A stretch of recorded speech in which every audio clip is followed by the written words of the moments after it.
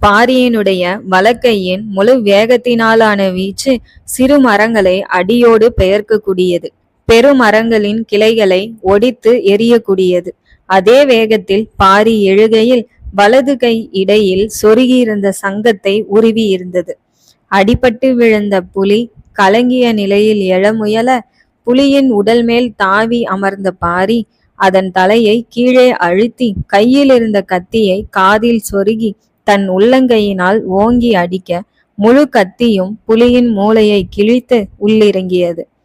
பாரி எழுந்து கொள்ள தலையை ஆட்டியவாறு தள்ளாடி எழுந்த புலி மீண்டும் கீழே விழுந்தது. வைகலான் உறைந்து போய் நிற்க மான் கன்றுகள் எழுந்து நடப்பதை பார்த்தவாறு நின்றான் பாரி. வைகலான் கதையை கூறி முடிக்க, புலியை வீழ்த்துவது அவ்வளவு எளிதா என்றான் நிலவன். புலி முன்னங்காலால் ஓங்கி அறைந்தால் நமது கழுத்து ஒடிந்துவிடும். அத்தகைய ஆற்றலுடையது. அதை அவ்வளவு எளிதாக விவேகத்துடன் வீழ்த்தியதுதான் வீரம். அதனால்தான் காலம் முழுவதும் கொண்டாடப்படுகிறது. சூழலை கணிப்பதும் கணித்த வேகத்தில் செயலாற்றுவதுமே வேட்டையின் விதி. எளிதான வீரம் நிகழ்வாகிறது.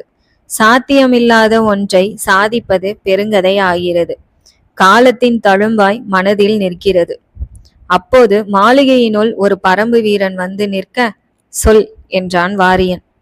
வைகலானின் மனைவியும் மூத்த மகனும் வந்துள்ளனர். விளையாட சென்ற வைகலானின் இரு இளைய மகன்கள் இன்னும் குடிலுக்கு திரும்பவில்லை என்று கூறுகின்றனர். இருட்டிவிட்டதே என்ற வைகலான், சரி, நாளை காலை வருகிறேன் என்று புறப்பட்டார். பாரி, நீயும் சென்று பார்த்துவிட்டு தகவல் கூறு என்றான் முடியனிடம். அடுத்த 5 நாழிகைகள் கடந்து செல்ல கொடியூர் முழுதும் தேடியாயிற்று. சிறுவர்கள் இன்னும் கிடைக்கவில்லை என தகவல் அனுப்பினான் முடியன். லேசான பதட்டம் தொற்றிக்கொள்ள பாரி நிலவனுடன் கொடியூரின் நடுப்பகுதியை சென்றடைகையில் காவல் வீரர்கள் கூடியிருந்தனர். அனைவரது முகங்களிலும் குழப்பம் தென்பட்டது. எங்கு சென்றிருப்பார்கள்? வழி தவறிவிட்டனரா என துயரமடைந்தனர். பந்தங்களை கொளுத்தி தேடலை துவங்குங்கள். அனைத்து திசைகளிலும் பிரிந்து செல்லுங்கள். காலையில் சூரியன் உதிக்கையில் திரும்புவோம் என்றான் பாரி. மலைகளிலும் காடுகளிலும் தேடுதல் வேட்டை இரவு முழுதும் நீண்டது. காடெங்கும் தீப்பூச்சிகள் அலைவது போல் பரம்பின் காடுகளில் தீயின் கண்கள் இரவு முழுவதும் பிள்ளைகளை தேடின.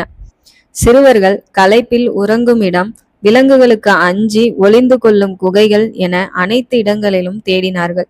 சூரியன் உதிக்க சில நாழிகைகள் இருக்கையில் திரும்ப துவங்கினர்.